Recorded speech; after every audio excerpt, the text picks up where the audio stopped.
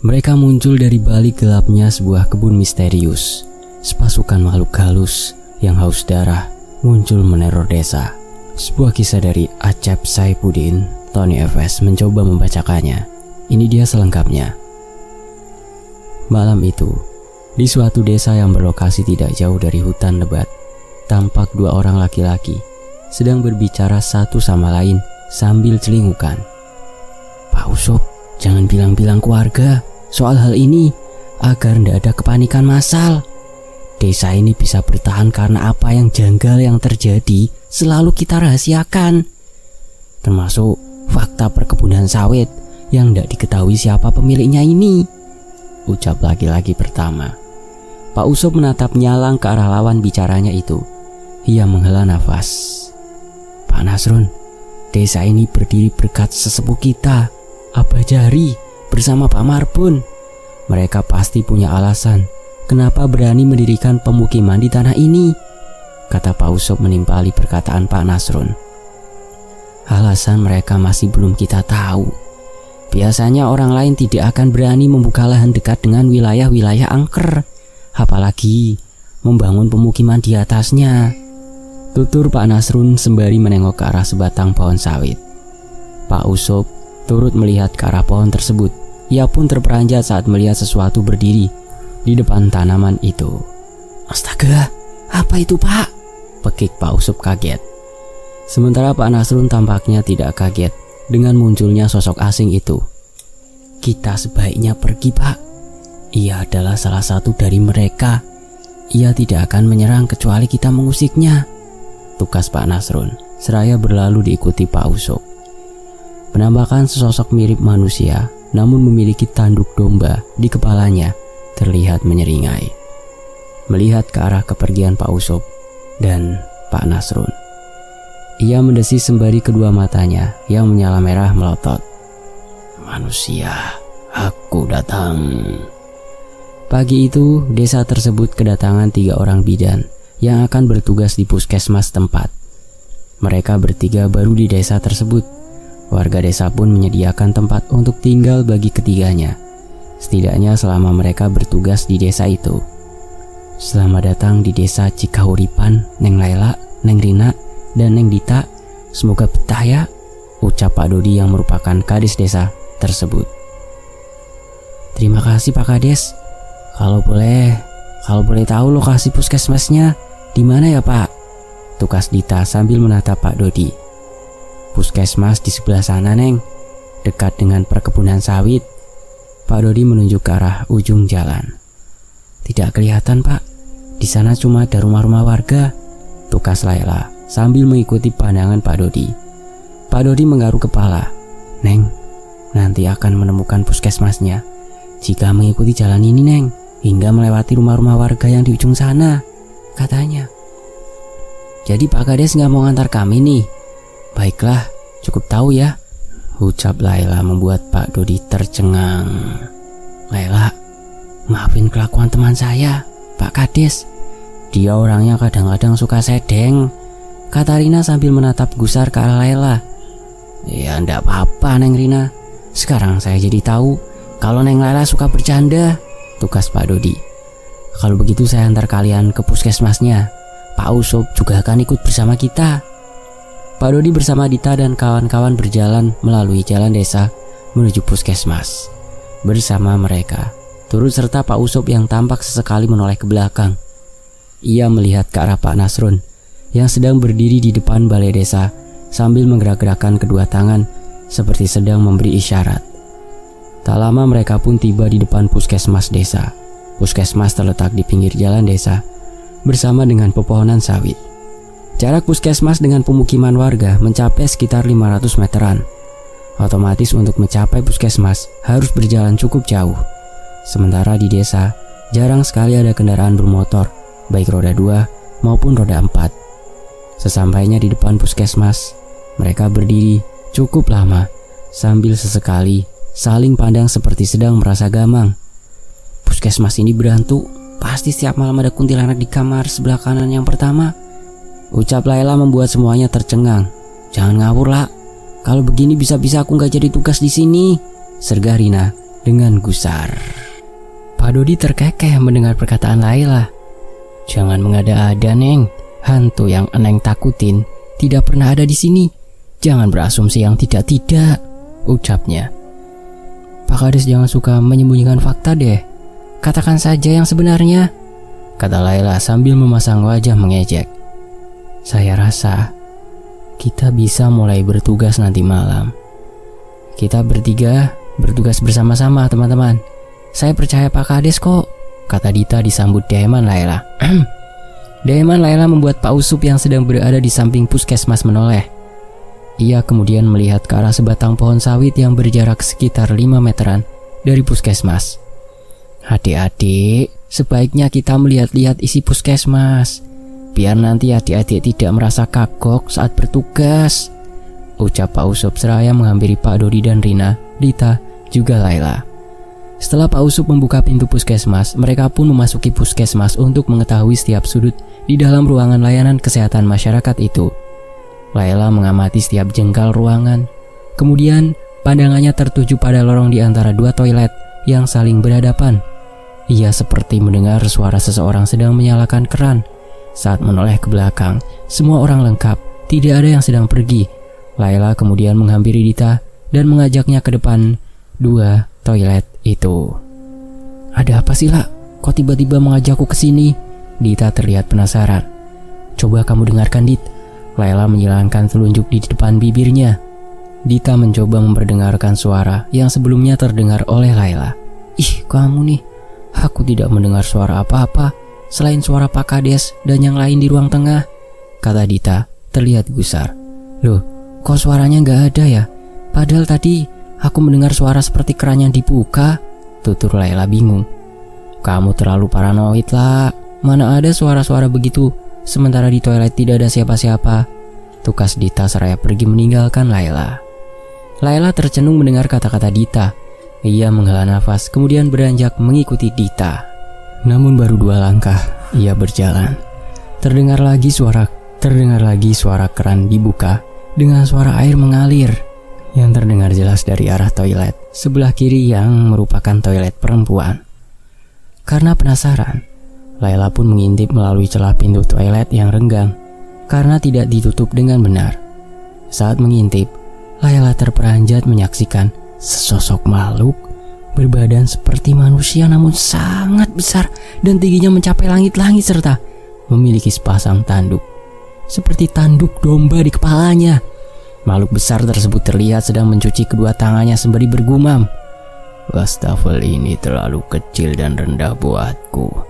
Manusia memang tidak pernah membuat benda ini menjadi lebih besar lagi."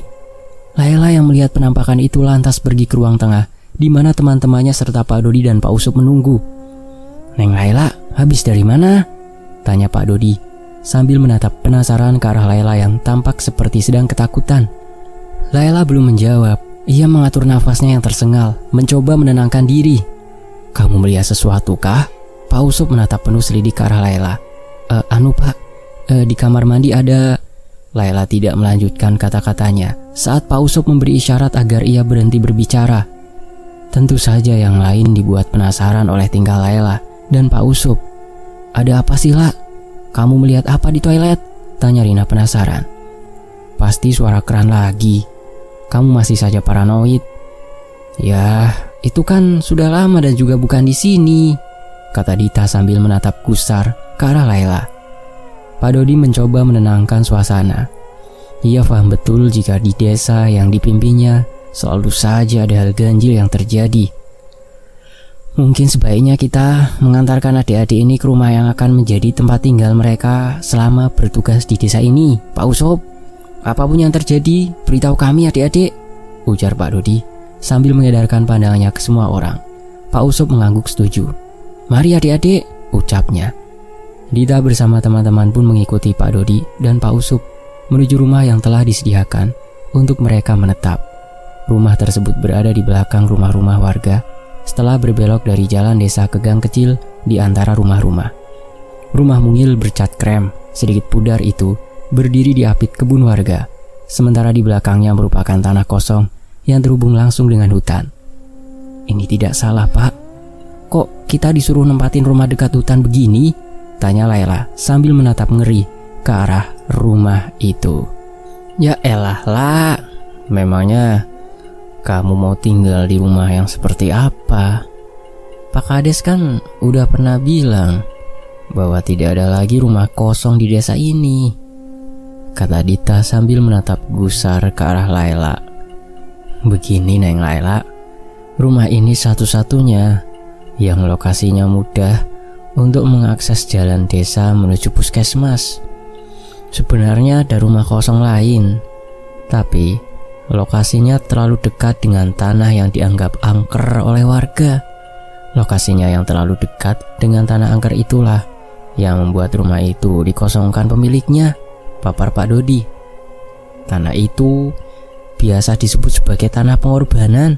Kami menyebutnya demikian, timpal Pak Usop. Laila tercenung, kemudian menatap ke arah Dita dan Rina bergantian. Baiklah, tempat ini lebih baik, tapi kami ingin Pak Kades berjanji, tolong jika di kemudian hari salah satu dari kami kenapa-kenapa, Pak Kades harus bertanggung jawab, ucap Laila membuat semuanya tertegun. Dita yang mendengar kata-kata Laila lantas menarik tangan temannya itu dan membawanya ke samping rumah. Laila, kamu apa-apaan? Mau sok indiku? Kita di sini mau mengabdi. Kamu kok percaya banget sama tahayul? Sumpah aku tidak habis pikir dengan orang-orang seperti kamu yang selalu bilang pernah melihat hantu lah, penampakan apapun itu. Kau tahu nggak? Aku tidak pernah percaya yang begituan. Aku lebih percaya mereka yang mengaku pernah melihat hantu adalah orang-orang yang memiliki kelainan jiwa. Panjang sekali kata-kata sengit yang dilontarkan Dita. Laila pun menggeleng-gelengkan kepala karena ucapan temannya yang terkesan tidak mempercayai hal gaib. Dit, aku hanya berusaha berhati-hati supaya kita tidak terkena masalah karena menyepelekan kata-kata orang yang bisa melihat makhluk tak kasat mata. Ingat Dit, kita hidup tidak sendirian. Makhluk gaib itu nyata adanya. Jangan sepelekan itu atau kita akan kena masalah, kata Laila sambil menatap miris ke arah Dita. Aku percaya makhluk gaib itu ada, tapi aku tidak percaya mereka bisa membahayakan kita. Jangankan membahayakan, menyentuh kita pun mereka tidak bisa lah. Jangan karena kepercayaanmu yang berlebihan bikin kamu menjadi tidak punya tata krama dengan orang yang lebih tua dari kita. Tukas Dita memelankan intonasi suaranya. Rina terlihat muncul bersama Pak Dodi. Kalian sedang membicarakan apa sih? Kayaknya serius banget, ucapnya ke Dita dan Laila. Maafin teman saya Pak Kades, dia memang terkadang suka berbicara yang aneh-aneh. Mungkin karena dia sedikit indigo, kata Dita. Laila mendelik ke arah Dita. Terpancar kemarahan dari wajah yang kini memerah. Ia merasa seperti sedang disepelekan oleh temannya tersebut. Ia pun hampir buta pikiran, ingin melabrak Dita yang dianggapnya sudah keterlaluan. Rina yang melihat raut wajah Laila lantas menghampiri sahabatnya itu, kemudian menenangkannya. Sabarlah, memang tidak semua orang bisa memaklumi keadaan kita. Banyak-banyak bersabar, bisiknya ke telinga Laila yang terlindungi kerudung berwarna putih. Pak Dodi seolah dapat menebak apa yang sedang dipikirkan Laila. Ia pun berujar, saya bisa memaklumi apa yang kamu khawatirkan. Saya siap bertanggung jawab jika terjadi sesuatu hal yang tidak diinginkan pada kalian. Saya percaya dengan adanya makhluk-makhluk gaib yang hidup berdampingan dengan kita. Saya pun pernah menyaksikan sendiri penampakan beberapa di antara mereka. Dita tercengang mendengar penuturan Pak Dodi. Ia menggelengkan kepala. Ia kemudian menatap ke arah Rina dan Laila bergantian. Sekarang kita bisa menempati rumah ini suka ataupun tidak. Jangan banyak menuntut, karena itu sangat egois, kata Dita kemudian menghampiri Pak Usop yang selesai membuka pintu rumah. Beberapa lama kemudian, ketiga bedan desa itu pun sibuk membereskan seisi rumah, mulai dari ruangan depan hingga halaman belakang. Laila yang merasa tidak nyaman dengan rumah itu merasakan seperti ada pergerakan seseorang di belakang rumah. Padahal Rina dan Dita berada di ruang tengah sedangkan Pak Dodi dan Pak Usup telah kembali ke balai desa. Laila kemudian menghampiri pintu belakang yang langsung mengarah ke halaman yang berbatasan dengan tanah lapang. Ia membuka pintu tersebut, kemudian melihat-lihat halaman belakang. Tidak ada siapapun di sana. Namun saat menoleh ke belakang, ia kembali merasakan seperti ada seseorang yang sedang berjalan di halaman belakang tersebut. "Lah, kamu sedang apa? Kenapa berdiri lama di depan pintu belakang begitu?" ujar Rina yang muncul dari ruang tengah. Laila terperanjat kaget karena merasa dikejutkan oleh Rina. "Ah, kamu Rin, bikin aku jantungan aja," ucapnya seraya menutup pintu. "Di belakang ada siapa ya, Lah? Kok kayak ada nenek-nenek sedang membawa sapu di sana?" kata Rina, membuat Laila tertegun. Ia lantas melihat ke arah sela-sela bilik yang berlubang. Tidak terlihat ada siapapun. Tidak ada siapa-siapa, Rin," ucapnya gemetar. Wajah Rina terlihat memucat. Ia segera menarik tangan Laila dan mengajaknya ke ruang tengah. Dita yang sedang duduk di sofa kumal segera berdiri ketika melihat dua temannya sedang berjalan terburu-buru sambil bergandengan tangan. "Kalian berdua kenapa?" tanya Dita penuh selidik. Rina dan Laila tidak segera menjawab. Mereka berdua malah melongo melihat ke arah Dita. Dita yang dilihatin seperti itu tentu saja merasa risih. Ia menatap pakaian yang dikenakannya.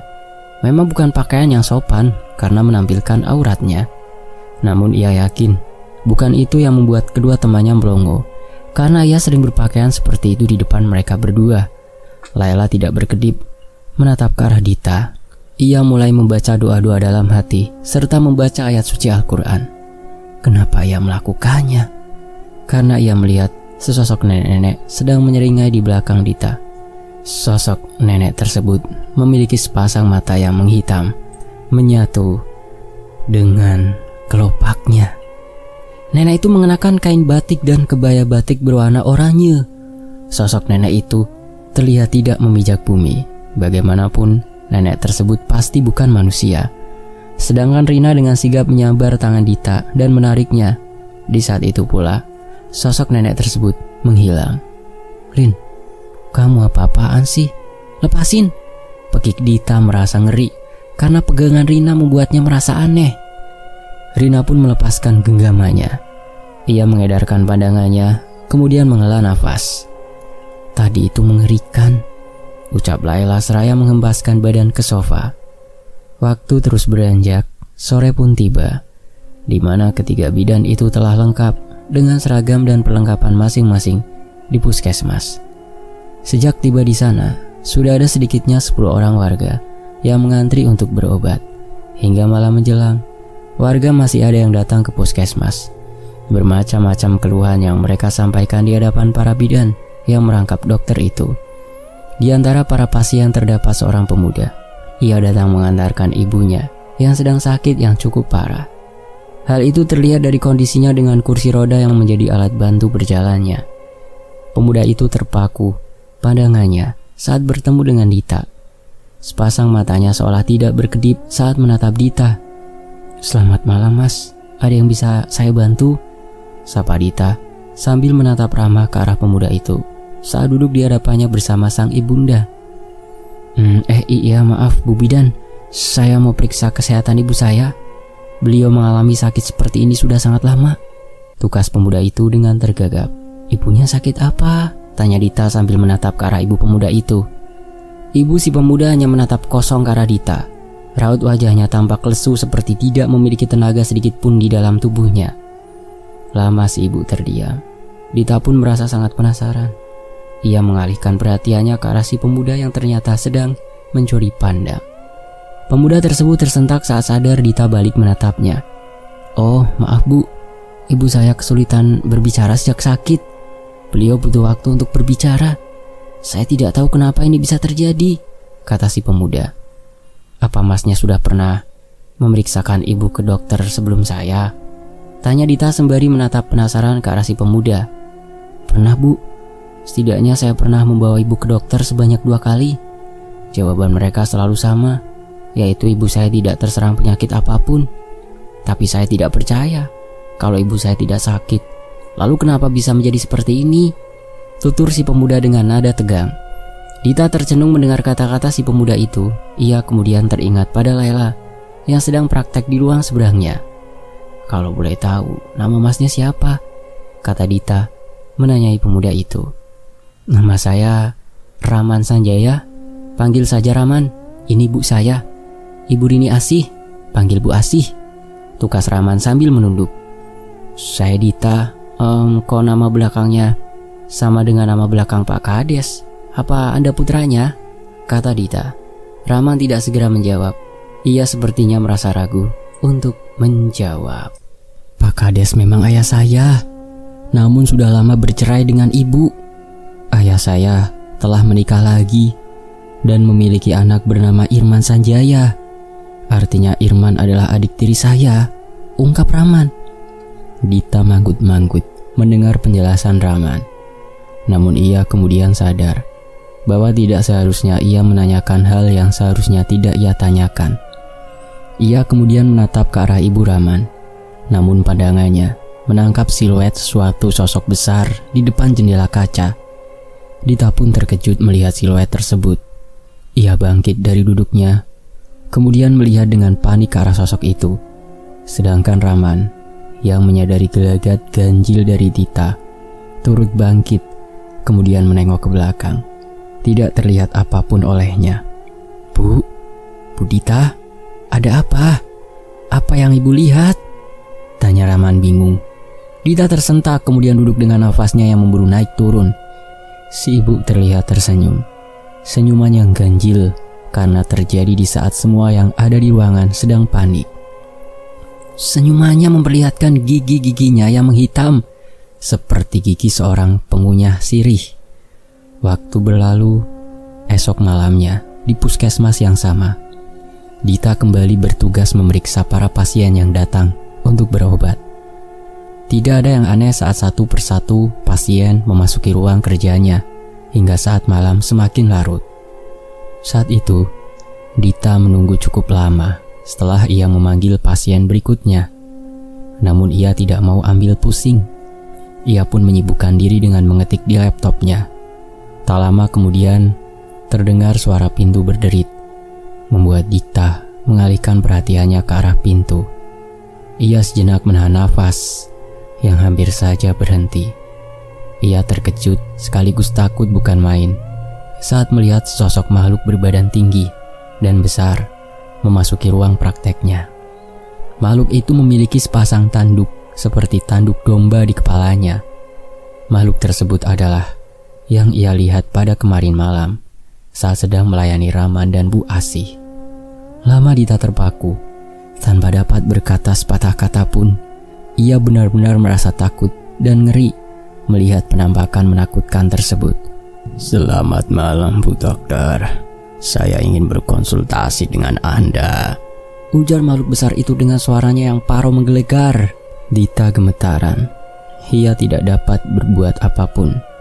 Bahkan ia tidak bisa pingsan meski merasa sangat ketakutan.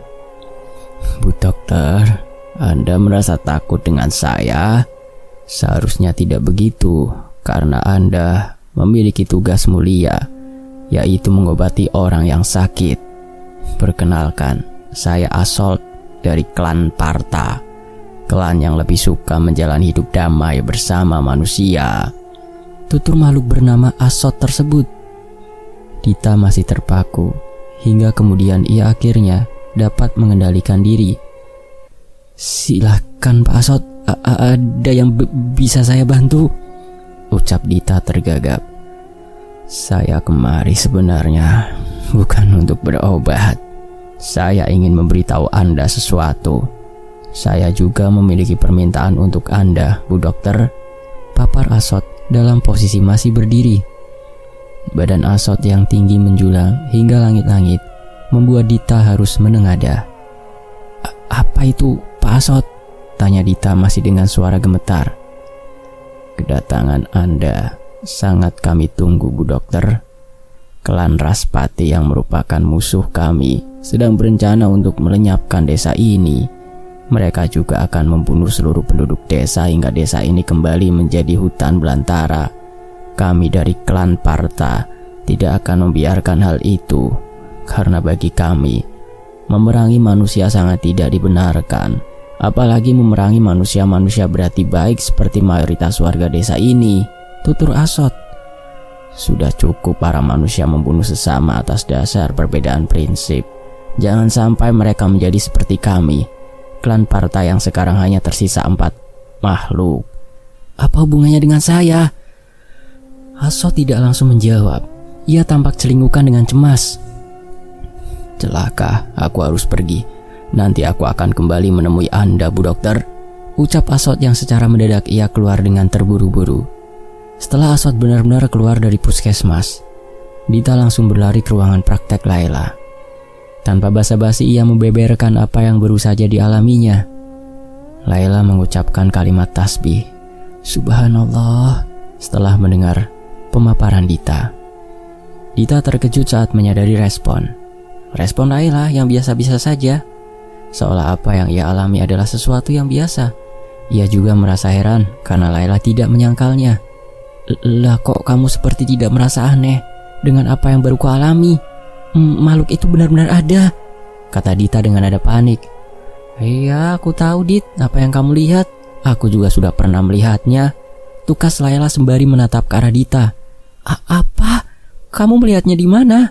Apa dia sempat berkenalan denganmu? Tanya Dita membuat Laila tercengang. Apa maksudmu berkenalan denganku? Balik Laila tanya, bingung. Jadi dia tidak menemuimu, ucap Dita.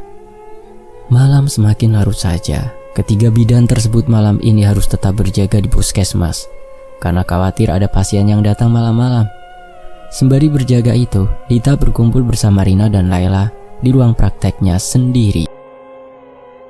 Pak Husen udah pulang kan? Tanya Dita sambil menatap ke arah Rina dan Laila bergantian. Iya Dit, memangnya kenapa? Tukas Rina sambil menatap Dita penasaran. Dita kemudian menceritakan kembali apa yang ia alami beberapa waktu lalu sambil menunjuk lokasi di mana Asot sebelumnya berada. Kamu tidak lari, Dit? Tanya Rina dengan perasaan ngeri. Aku tidak mungkin bisa keluar dari sini. Dia berdiri tepat di situ, depan pintu. Jadi ngehalangin aku untuk keluar. Dita menunjuk-nunjuk pada area depan pintu ruangannya itu. Mana dia akan kembali lagi? Katanya ingin berbicara banyak denganku. Laila dan Rina saling pandang. Sebaiknya kita melaporkan ini pada Pak Kades. Ini tidak bisa dibiarkan, kata Laila dengan wajah serius. Dita setuju dengan usul Laila. Maka ia secepatnya mengambil handphonenya untuk menghubungi Pak Dodi. Namun tiba-tiba Rina mencegahnya. Dit, sebaiknya jangan tergesa-gesa menghubungi Pak Kades. Ini akan berakhir tidak baik jika sampai Pak Kades tahu hal ini dan menyebarkannya pada warga. Rahasia pasukan sirah domba jangan sampai diketahui warga desa. Kata-kata Rina sukses membuat Dita dan Laila melotot. Mereka terkejut dengan kata-kata Rina yang seolah-olah bukan ucapannya. Kamu? Dita menatap kedua mata Rina yang pupilnya berubah warna menjadi biru terang. Rina, apa yang terjadi denganmu? Ucap Laila terkejut. Malam terus berlalu hingga pagi pun tiba. Saat ini merupakan giliran bagi ketiga bidan itu untuk melepas penat karena bertugas semalaman di puskesmas. Sementara pada pagi hingga sore tiada yang bertugas di sana. Padahal banyak warga yang ingin berobat pada waktu tersebut.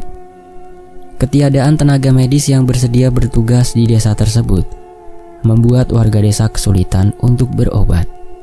Jika ingin berobat pada siang, mereka harus menempuh jarak yang cukup jauh ke desa sebelah. Seharusnya waktu beristirahat digunakan untuk beristirahat, namun tidak bagi Dita yang memilih pergi keluar desa, tepatnya ke suatu tempat yang dinamakan Taman Ramayana. Ia pergi bersama Doni yang merupakan kekasihnya yang baru saja tiba untuk mengunjunginya. Taman Ramayana, sebagaimana namanya, merupakan suatu taman yang mengelilingi alun-alun dengan kolam air mancur di tengah-tengah. Taman tersebut selalu ramai pengunjung, terutama di siang hari. Kebanyakan pengunjung merupakan pasangan muda-mudi maupun keluarga yang ingin menikmati indahnya panorama di taman itu. Dita bersama Doni tampak berjalan menyusuri jalan setapak di antara bunga-bunga berwarna-warni yang begitu indah dipandang mata. Mereka saling berbicara manis, seperti yang biasa dilakukan pasangan di mabuk asmara. Bunga-bunga di taman ini begitu indah, namun dirimu tetaplah yang terindah. Begitu kata-kata klasik yang biasa dilontarkan laki-laki kepada perempuan yang keluar dari mulut Doni. Dita tersenyum kemudian terkekeh. Masa iya sih? Bohong banget ah. Seperti playboy aja pakai gombalan segala. Ucapnya membuat Doni menggaruk kepala. Namanya juga sedang berusaha menjadi cowok romantis sayang. Tukas Doni sambil menatap ke arah Dita. Begitu ya? Yang sudah melihat kan desa yang jadi tempatku bekerja? Menurut kamu bagaimana? Kata Dita sambil balik menatap kekasihnya itu. Doni terlihat seperti sedang berpikir sebelum ia menjawab pertanyaan Dita. Desa itu terpencil. Aku mengakui lokasinya terlalu jauh dari desa temanku. Tempatnya terlalu terpencil, itu pokoknya. Jawab Doni sambil menatap Dita dengan raut muka sulit ditebak. Dita tidak berucap lagi. Ia termangu menatap ke arah bunga-bunga. Di kejauhan terlihat seorang pemuda bersama perempuan berkebaya hitam yang duduk di kursi roda. Pemuda tersebut adalah Rahman yang sedang menemani ibunya berjalan-jalan di taman. Rahman telah mengetahui jika Dita sedang berada di taman bersama pacarnya. Oleh karenanya, ia hanya memperhatikan gadis itu dari kejauhan sembari membatin. Dita rupanya sudah punya kekasih. Aku memang tidak memiliki keberanian untuk mendekati dia. Apalagi aku baru pertama kali bertemu dengannya di puskesmas. Rasanya terlalu mustahil bagiku mendekatinya. Gumamnya tanpa menyadari ibunya sedang memperhatikan gelagatnya. Ibunya Rahman atau Bu Asih tampak menyipitkan kedua matanya. Bibirnya seperti sedang komat kamit. Tidak akan kubiarkan anakku mendekati perempuan laknat itu. Begitu kata-kata yang diucapkan Bu Asih meski tidak dapat terdengar oleh siapapun. Sementara Dita yang masih terpaku pada setangkai bunga berwarna biru muda menghela nafas saat tahu ada sesuatu di bunga tersebut. Kau masih mengingatku, Bu Dokter? Suatu suara parau muncul dari bunga tersebut. Kau? Ucap Dita membuat Doni terheran-heran. Sayang, kamu bicara apa? Doni menatap bingung ke arah Dita. Enggak apa-apa sayang. Tadi aku sedikit ngelindur, jawab Dita sembari tergagap. Mungkin kamu kecapean karena tugas semalaman sayang. Sebaiknya kita pulang biar kamu bisa beristirahat, kata Doni mengajukan saran. Dita menggeleng. Aku ingin buang air kecil sayang. Kamu tunggu di sini saja ya, ucapnya seraya berlalu diikuti tatapan heran Doni. Sesampainya di depan toilet, dia tidak lantas masuk. Ia melipir ke belakang unit toilet itu, kemudian mendapati seekor bunglon berwarna biru muda sedang menempel di dinding belakang toilet yang memiliki warna sama. Jadi kamu menemuiku di sini? Dita menatap bunglon itu dengan gusar. Bunglon itu menggerakkan ekornya, kemudian berbicara layaknya manusia. Kau harus berhati-hati dengan perempuan lumpuh itu, Bu Dokter. Kasihan pemuda itu, memiliki ibu setengah setan. Perempuan itu adalah pengabdi Wawagor, iblis yang menjadi dewa bagi klan Raspati. Tutur bunglon atau asot yang sedang menyamar itu. Dita lantas teringat dengan Rahman yang waktu itu datang untuk memeriksakan ibunya.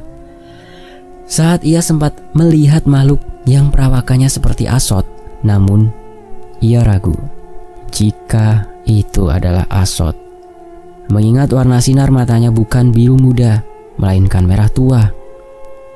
Jika pemuda itu datang kembali untuk memeriksakan ibunya, lebih baik kamu panggil temanmu yang berhijab itu untuk membantumu. Sangat beresiko jika perempuan itu tiba-tiba menyemburkan bisanya padamu. Asot melanjutkan kata-katanya. Lalu apa yang bisa aku lakukan untukmu? Tanya Dita seraya menatap Asot.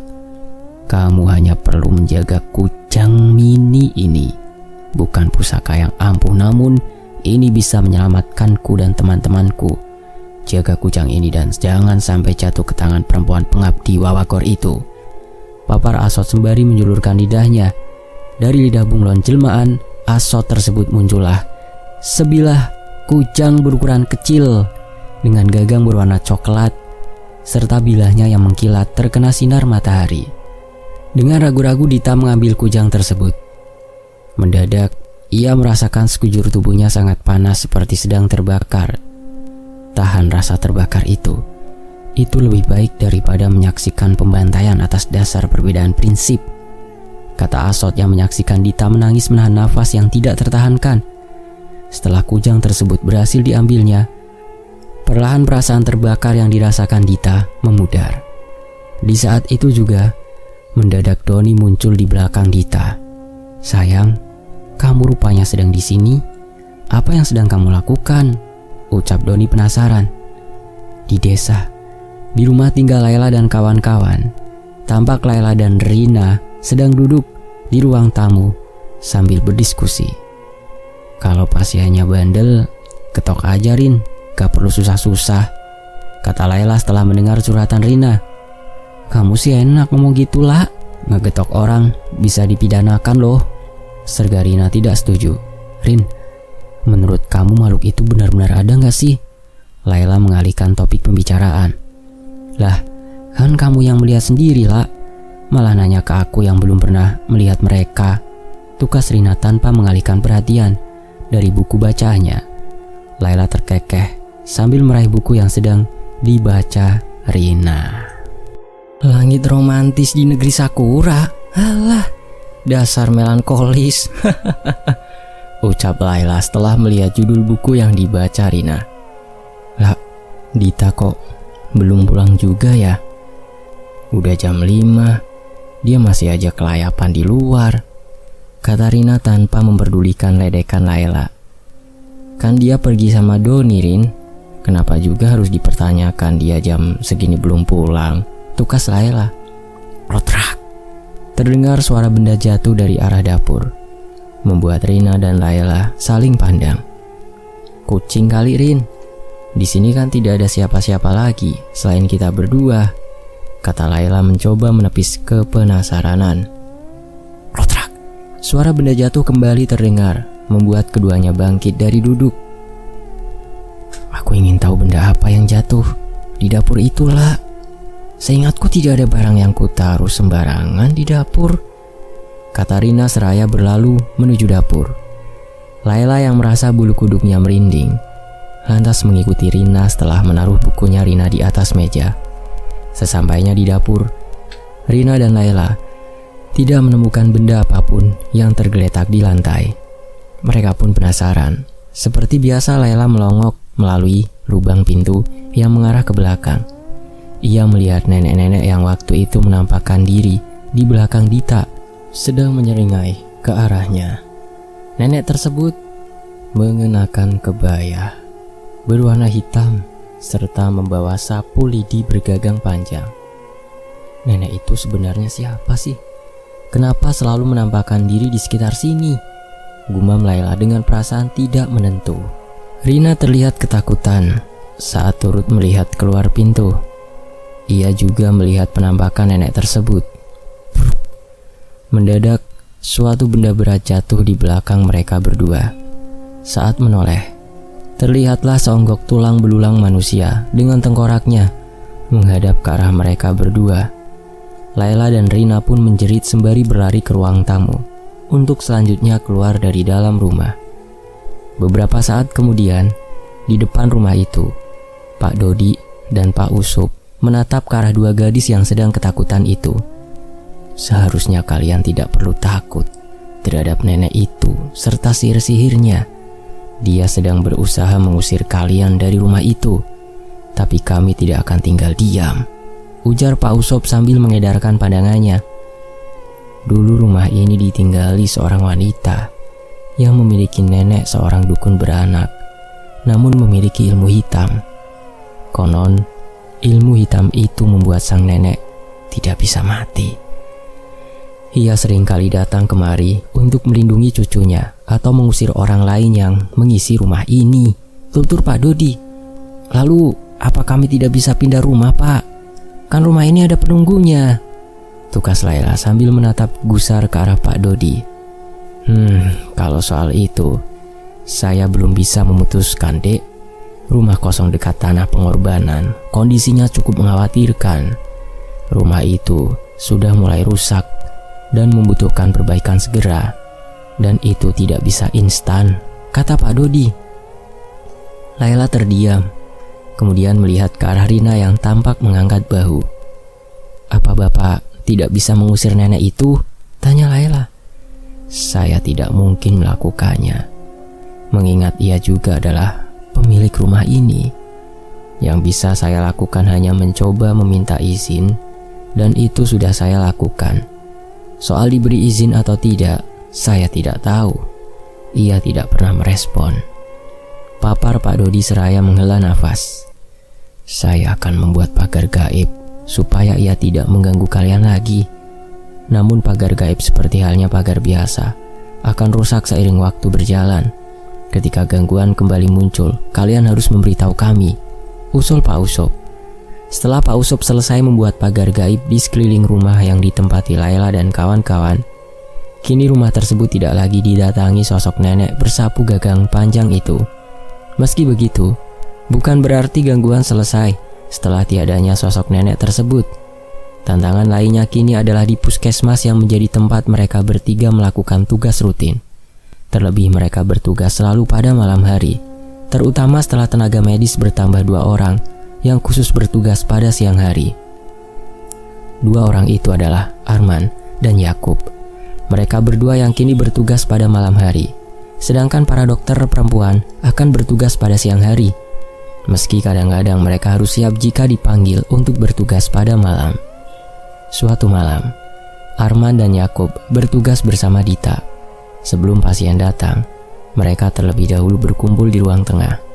Mereka tengah mendiskusikan hal-hal yang berhubungan dengan tugas dan juga apa yang telah mereka rasakan selama bertugas di desa. Kok rasanya aku tidak betah di desa ini ya? Bawaannya ingin segera pulang saja ke kampung, ujar Yakub. Aku juga begitu. Rumah yang kutempati bersama Yakub sering sekali mendapat teror dari makhluk kepala kambing itu. Tidak jarang mereka membuat kami harus mengungsi ke rumah Pak Kades, kata Arman, sependapat dengan penuturan Yakub. Dita tercenung mendengar penuturan kedua rekannya itu. Ia ingin menghubungi Asot, namun tidak tahu caranya. Ia memang belum pernah mencoba menghubungi makhluk yang telah memberi ia kepercayaan itu. Bertugas di sini mah memang harus besar nyali, Mas. Sudah tidak aneh kalau di desa ini sering ada hal-hal aneh, katanya. Kalau begini terus, siapa yang tahan, Mbak? Digangguin terus ya semua orang pasti akan minggat, tukas Arman. Terdengar suara seperti benda keras dan berat yang menabrak sesuatu di belakang, membuat Dita dan yang lain terperanjat kaget. Apa itu? Seperti suara tabrakan? Ucap Yakub dengan nada panik. Aku akan memeriksanya, kata Arman seraya berlalu menuju bagian belakang puskesmas. Dita dan Yakub tidak mau tinggal diam. Mereka pun mengikuti kemana Arman pergi. Sesampainya di ruang belakang, mereka terkejut melihat sesosok makhluk besar bertanduk domba. Sosok itu sedang mengerang kesakitan. Sementara tidak jauh darinya terdapat sosok lain yang ukurannya sama. Sosok yang lain itu memiliki sorot mata berwarna merah. Kalian jangan kesini, kata makhluk yang sedang terkapar itu sembari berusaha bangun. Kamu siapa? Tanya Dita dengan nada panik. Makhluk itu melihat ke arah Dita, kemudian mengibaskan tangannya agar Dita dan kawan-kawan pergi. Tanpa menunggu lagi, Dita dan yang lain segera meninggalkan ruangan belakang puskesmas. Sesampainya di ruang tengah, mereka merasakan hawa panas menyelimuti. Saat melihat keluar, Dita melihat banyak sekali makhluk sejenis Asot, namun memiliki sorot mata berwarna merah, sedang mengepung puskesmas. Dia tentu saja merasa sangat panik menyaksikan hal itu. Ia bingung harus melakukan apa. Kita dikepung, Pekik Yakub dengan panik sambil celingukan. Wajahnya memancarkan ketakutan yang sangat.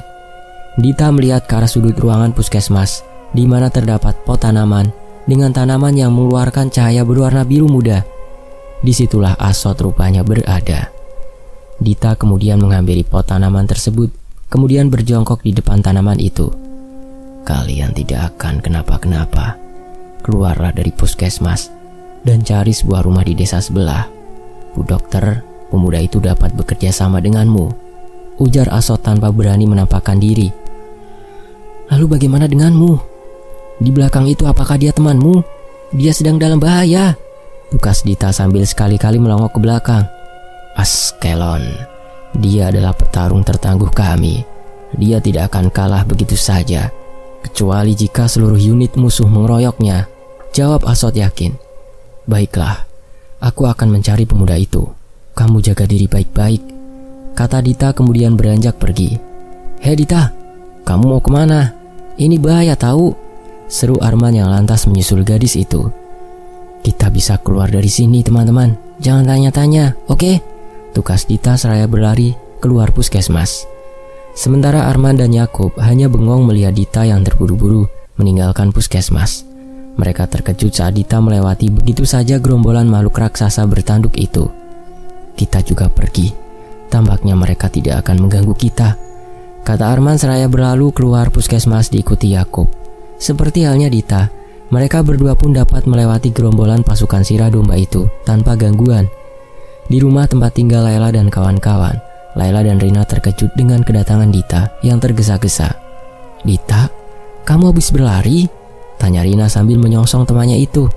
Iya Rin, mereka mengepung puskesmas, tukas Dita seraya terengah-engah. Mereka? Ucap Laila sambil menatap penasaran ke arah Dita. Tuh kan, kita diganggu lagi, keluh Rina.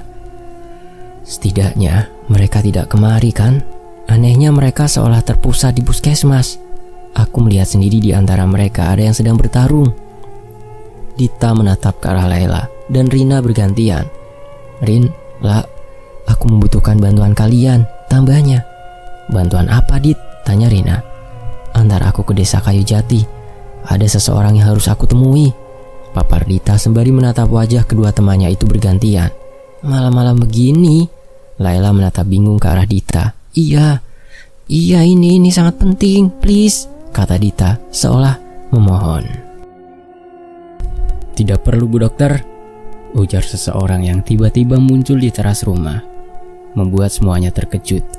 Kemudian melihat ke arah orang tersebut. Kamu kok tiba-tiba ada di sini? Dita menatap bingung ke arah orang yang baru tiba itu. Semua orang menatap ke arah pemuda yang baru tiba itu. Mereka terkejut dengan kedatangan orang yang baru mereka lihat itu. Kecuali Dita, tentunya yang sudah pernah bertemu dengan pemuda itu. Mas Rahman, kok bisa di sini? Tahu dari siapa tempat tinggal kami? Tanya Dita, sembari menghampiri Rahman yang masih berdiri di tepi teras. Ayah saya yang menunjukkan tempat Bu Dokter tinggal. Beliau tahu maksud saya mencari Bu Dokter, tukas Rahman, sambil mengalihkan pandangan pada Laila dan Rina. Kenalkan, nama saya Rahman. Kalian pasti temannya Bu Dokter? Lanjutnya memperkenalkan diri pada Laila dan Rina. Aku Laila dan ini Rina. Mas Rahman kenal Dita di puskesmas kah? Tukas Laila sambil menoleh ke arah Rina. Rahman mengangguk, kemudian menatap serius ke arah Dita. Bu Dokter, bolehkah saya memanggil nama Anda? Ucapnya. Saya tidak pernah meminta Mas Rahman memanggil saya dengan sebutan Bu Dokter kok. Silahkan Mas Rahman memanggil saya dengan nama saja. Tidak usah pakai Bu. Saya bukan ibu-ibu kok, tukas Dita sambil menatap penasaran ke arah Rahman. Mas Rahman kemari ada keperluan apa? Oh ya, Mas Rahman masuk saja. Tidak enak mengobrol sambil berdiri begini. Setelah Rahman duduk di sofa ruang tamu, mulailah ia mengutarakan maksud dan tujuannya. Kita sama-sama saling membutuhkan bantuan, Mbak Dita. Saya membutuhkan Mbak untuk memeriksa ibu saya yang sakitnya kembali kambuh. Beliau kejang-kejang, Mbak, ujar Rahman membuat Dita dan yang lain terkejut. Lantas kenapa harus saya yang periksa, Mas? Tanya Dita bingung. Rahman menghela nafas, seperti sedang sesak nafas. Beliau memanggil-manggil nama bidan Dita. Sudah pasti yang beliau maksud adalah Mbak Dita sendiri, tutur Rahman. Dita tercenung sejenak. Di mana ibunya Mas Rahman sekarang? Ucapnya. Rahman terlihat ragu-ragu untuk menjawab. Ia seperti sedang berusaha menutupi apa yang seharusnya ia rahasiakan. Mas Rahman, Mbak Dita nanya loh, kenapa tidak dijawab? Tegur Laila yang merasa seperti ada yang disembunyikan Rahman. Oh itu, ibu saya di rumah kerabat di kota S, kata Rahman dengan ragu-ragu. Dita terkejut mendengar jawaban Rahman. Apa? Jadi saya harus kesana malam-malam buta begini? Rahman tercenung kebingungan. Tidak perlu Bu Dokter, datang saja ke rumah kayu. Di sanalah Bu Asih berada. Bawa kujang itu. Jika terjadi sesuatu, bunuhlah, ujar Rina membuat semuanya terkejut. Terlihatlah kedua matanya menyala berwarna biru muda, pertanda Asot muncul memberi petunjuk kepada Dita. Mas Rahman, kenapa kamu berbohong? Tanya Dita sembari menatap tajam ke arah Rahman, yang masih terkejut dengan perkataan Rina. Rahman hanya celingukan, tidak tahu apa yang harus ia katakan. Aku rasa dia punya alasan kenapa berbohong, Bu Dokter. Sebaiknya Bu Dokter cepatlah ke rumah kayu. Aku sebenarnya tidak ingin ada yang terbunuh, namun kali ini terpaksa itu terjadi.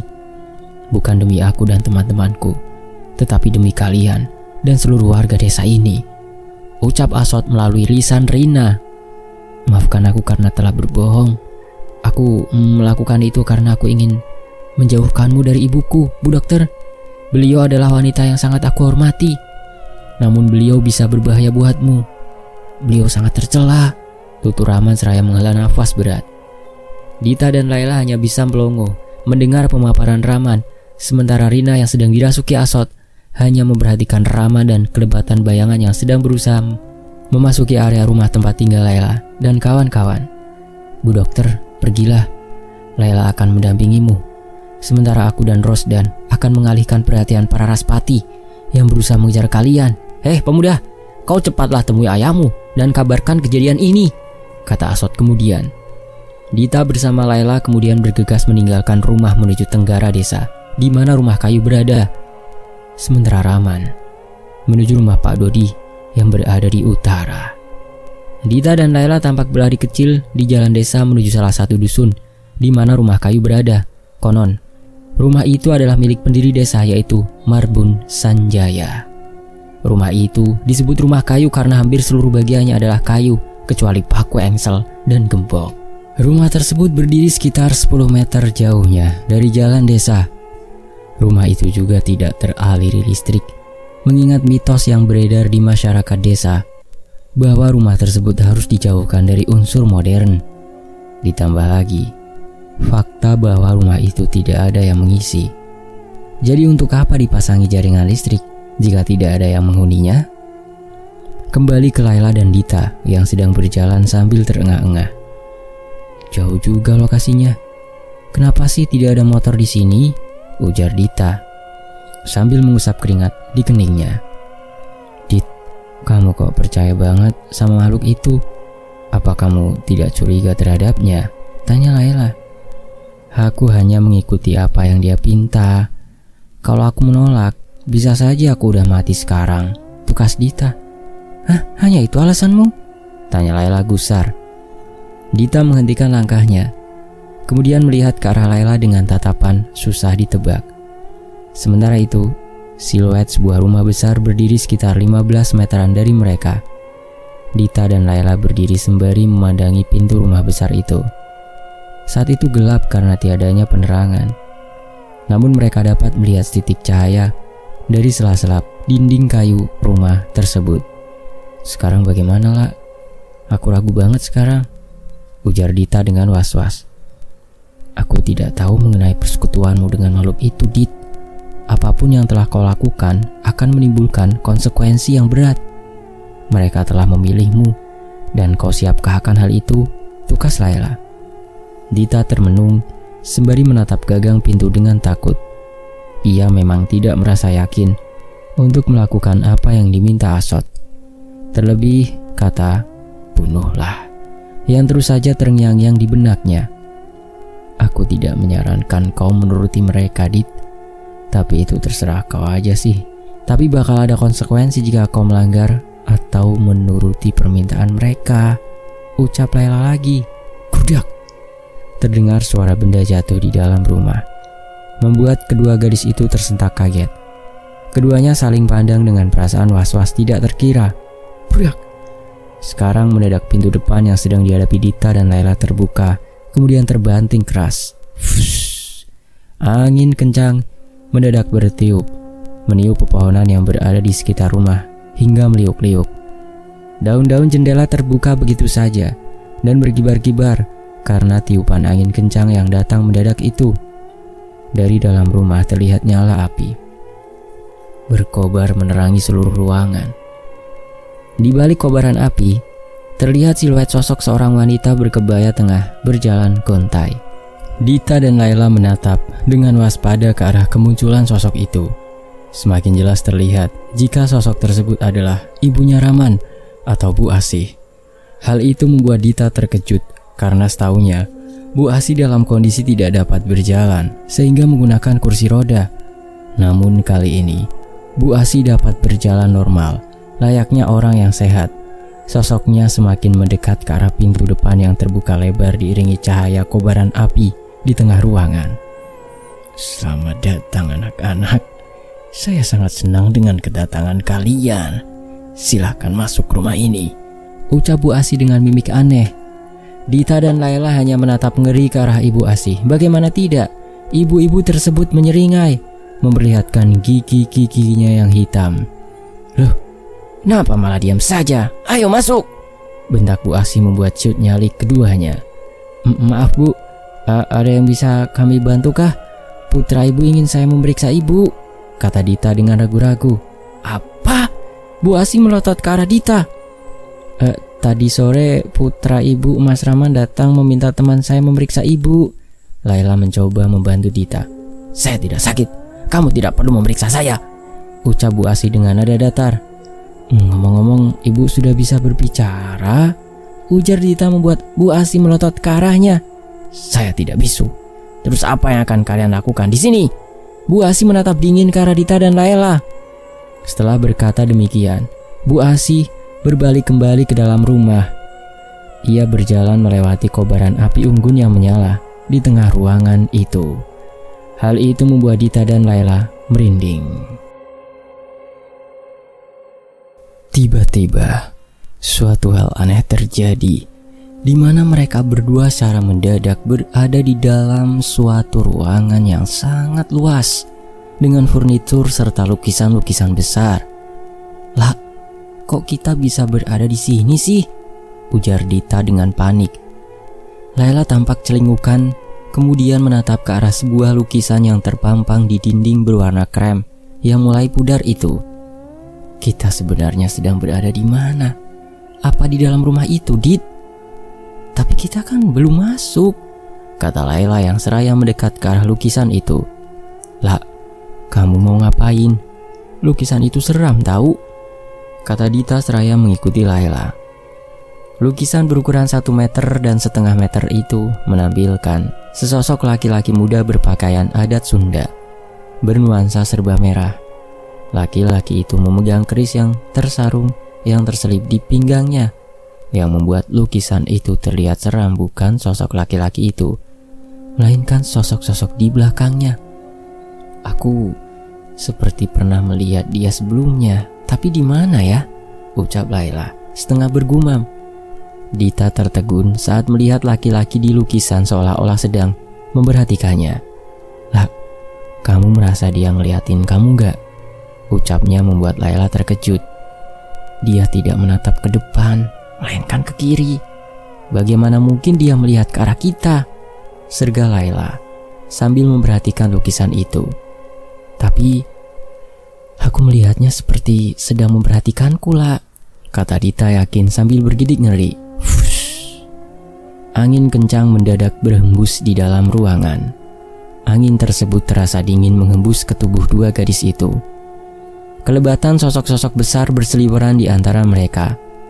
Sosok-sosok itu seperti sedang saling menyerang satu sama lain.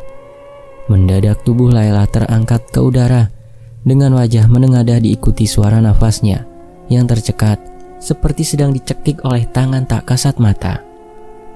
"Layla!" teriak Dita dengan panik sembari berusaha menyambar kaki Layla yang jaraknya semakin jauh saja dari lantai. Terdengar suara dentuman halilintar dibarengi cahaya kilat yang menerangi hingga ke dalam ruangan. Usaha Dita sia-sia saja karena tubuh Layla semakin terangkat tinggi ke udara. Sementara ia juga merasakan udara semakin panas, seperti sedang berada di dekat bara api. "Layla!" teriak Dita lagi sembari mengejar ke arah tubuh Layla yang kini melayang menjauh hingga ke salah satu sudut ruangan. Dalam kepanikan yang dialami Dita, sosok Bu Asih muncul dari sudut ruangan itu. Berjalan pelan ke arahnya, Dita lantas menghentikan langkahnya, bersiap mundur.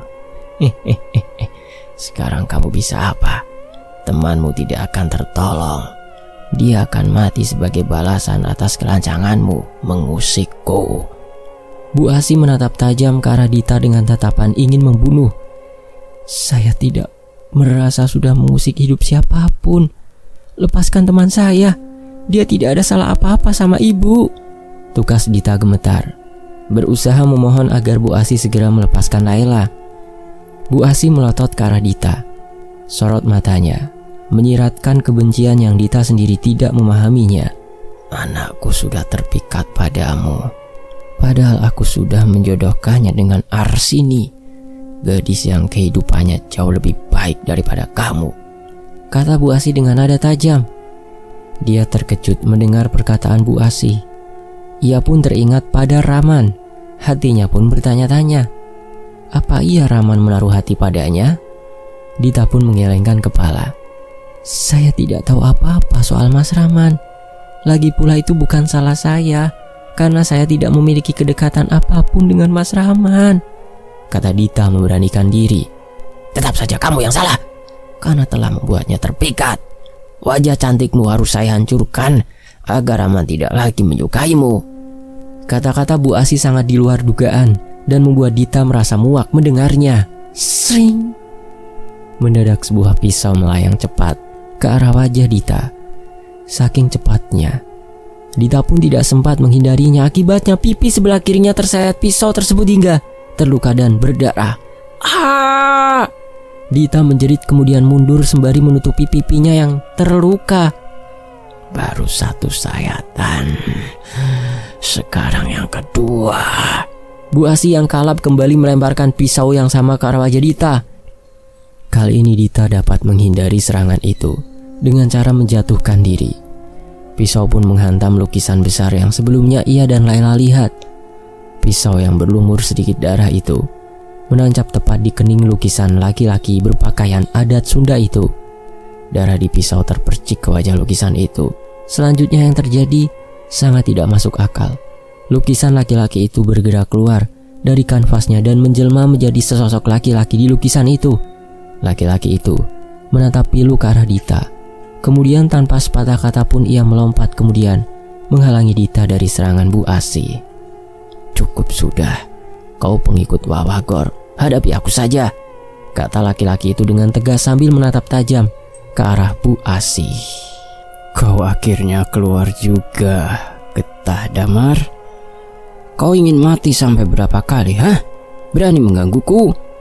Balas Bu Asih seraya melemparkan pisau ke arah laki-laki bernama Getah Damar itu. Damar menangkap pisau yang dilemparkan Bu Asih ke arahnya, kemudian menjilati bilahnya. "Ini cukup sampai aku kembali ke rawa gaib," ucapnya kemudian memberikan pisau ke Dita. "Istriku, gunakan pisau ini dan kujang yang kamu bawa untuk membereskannya. Asot menginginkan kematian perempuan penyembah Wawagor ini. Kamu pasti tahu mana yang harus kamu lakukan, bukan?" ucap Damar seraya menatap ke arah Dita yang sedang terkejut. "Aku tidak bisa melakukannya begitu saja dan aku bukan istrimu," tukas Dita dengan gemetar. "Darahmu sudah menjadi bagian dari hidupku. Jadi kau adalah istriku sekarang. Apapun yang kau inginkan akan aku lakukan, termasuk mengurus segala masalah yang berkaitan dengan para sirah domba. Suka tidak suka, itulah yang terjadi sekarang. Kata Damar membuat Dita semakin terkejut saja. Ia menggelengkan kepala. Itu tidak mungkin. Cukup kalian berdua dengan kelakuan bodoh itu. Bu Asih mendadak menyerang Damar dengan tusuk konde yang ia lepaskan dari gelungan rambutnya. Damar tidak sempat menghindar. Akibatnya tusuk konde menusuk pelikatnya. Dita yang sedang berusaha mengendalikan diri lantas menusuk wajah Bu Asih dengan kujang yang ia pegang dengan tangan kanan. Selanjutnya pisau yang ia pegang dengan tangan kirinya ia hujamkan ke jantung perempuan ganas itu. Kedua senjata itu tepat sasaran. Bu Asih mundur kemudian menggeliat-geliat seraya menjerit-jerit dengan jeritan yang mengerikan. Sementara Damar berlutut di lantai sembari bertumbuh dengan tangan kanannya sambil meringis menahan sakit.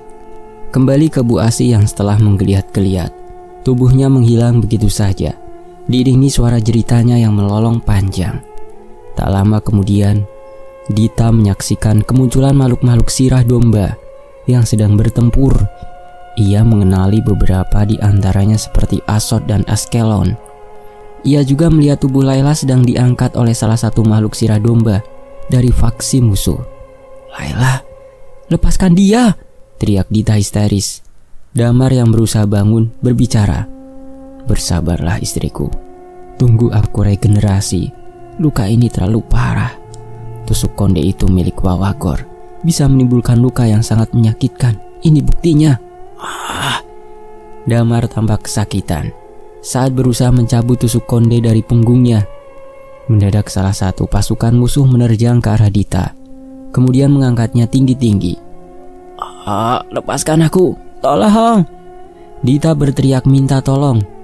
Teriakan Dita terdengar oleh Askelon yang lantas berlari dengan posisi menyerang ke arah musuh yang sedang mengangkat tubuh Dita. Pukulan Askelon berhasil menumbangkan musuhnya hingga jatuh. Dita pun terlepas dari cengkeraman makhluk itu. Namun tiba-tiba dari belakang, musuh yang lain muncul, menusukkan pedang panjang ke punggung Askelon hingga tembus ke dada. Askelon menjerit kesakitan, kemudian terkulai jatuh. "Askelon!" teriak Asot saat melihat temannya jatuh bersimbah darah setelah menyelamatkan Dita. "Tuhan, tolong bantu mereka. Mereka tidak akan menang, musuh terlalu banyak," ucap Dita setelah berada di hadapan Damar. Laki-laki itu tidak menjawab. Ia malah sibuk dengan tangannya yang berupaya mencabut tusuk konde di punggungnya. "Kumohon Tuan Damar, bantu Asot dan temannya. Jika tidak, aku tidak tahu apa yang akan terjadi pada temanku," kata Dita sambil menunjuk ke arah tubuh Layla yang masih tergantung di salah satu tangan musuh. "Tuan Damar, aku istrimu. Tolong bantulah mereka." Dita pun mengatakan kata-kata yang sukses membuat Damar menatap ke arahnya. Damar dengan segenap kekuatannya berhasil mencabut tusuk konde di punggungnya. "Tidak usah berkata begitu istriku. Aku sudah berkewajiban memenuhi apa yang kamu inginkan," ucap Damar, kemudian melompat ke arah makhluk sirah domba yang sedang menggantung tubuh Layla. Dengan tusuk konde sitaan, Damar menjatuhkan raksasa itu hingga terkapar. Layla pun terlepas dalam kondisi tidak sadarkan diri. Di sudut lain, Asot bersama dua rekannya yang tersisa tengah terkepung pasukan musuh. "Rosdan, Brian, aku meminta maaf karena ini yang terjadi. Kita mengalami kekalahan yang menyakitkan lagi. Kita kehilangan Askelon, pejuang tertangguh kita. Mungkin kita memang akan berakhir seperti ini. Wawagor akan segera datang mengeksekusi kita," ucap Asot seraya menatap waspada ke arah pasukan musuh yang mengepungnya. Damar menyelinap di antara kaki-kaki pasukan musuh, kemudian berdiri di hadapan Asot. "Kau masih ingat aku, As?" ucap Damar sambil menatap ke arah Asot. Asot yang sedang berfokus pada musuh terkejut dengan kedatangan Damar. Ia lantas mengalihkan pandangan ke arah laki-laki itu. "Damar, bagaimana bisa kau hidup lagi? Bukannya kau terbunuh di tangan Wawagor waktu itu?" kata Asot tampak bingung. "Gadis itu yang menghidupkanku. Dia berjasa padaku. Sayangnya dia tidak boleh jauh dariku untuk sekarang hingga selamanya, tutur Damar, membuat Aswad mengernyitkan kening. Ini buruk, tapi aku akan pikirkan caranya agar ia tidak terus terikat denganmu tanpa membuatnya atau membuatmu terbunuh. Sekarang yang penting, bagaimana cara kita menghadapi Dilapati dan pasukannya, tukas Aswad. Serahkan mereka padaku. Kalian hanya perlu menghadapi Wawagor agar tidak kembali menyentuhku, ucap Damar seraya menghunus keris yang terselip di pinggangnya. Mereka mulai menyerang, teriak Rosdan seraya membebaskan pedang bergerigi miliknya. Damar yang telah bersiap dengan serangan para sirah domba faksi Raspati melompat, kemudian melayang di udara. Selanjutnya ia menusukkan kerisnya ke salah satu musuh berukuran besar itu. Setidaknya 2-3 musuh berhasil ia robohkan tanpa kesulitan yang berarti. Ia tampak mengejar ke arah musuh yang sedang mencecar Rosdan. Dilapati, kau tidak akan berhasil tanpa Wawagor, teriak Damar seraya menebas kaki musuh yang bernama Dilapati itu. Dilapati terjengkang, kemudian menyambar ke arah Damar.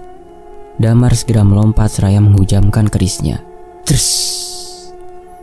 Keris menusuk punggung Dilapati hingga makhluk tersebut jatuh terlungkup. Selanjutnya ia tidak bergerak lagi. Aku rasa aku sudah selesai, kawan-kawan. Aku akan membawa istriku dan temannya keluar dari sini. Wawagor tidak akan berani pada kalian. Setidaknya itu yang aku tahu, ujar Damar kepada Aswad dan yang lainnya yang kini selesai dengan pertempurannya. Aku yang akan mengajarnya jika dia berani mengusikmu lagi, Damar. Apalagi perempuan itu sudah mati sekarang, tukas Aswad. Damar mengangguk, kemudian berlalu menuju Dita yang sedang berlutut di samping tubuh Layla. Setelah Damar membawa Dita dan Layla keluar dari ruangan misteri. Aku bersedia ikut denganmu ke tempat asalmu, Tuan Damar, ucap Dita sambil menatap ke arah Damar. Itu memang harus kamu lakukan. Aku sebenarnya ingin kamu tetap menjadi manusia normal agar bisa tetap tinggal bersama teman-teman dan keluargamu.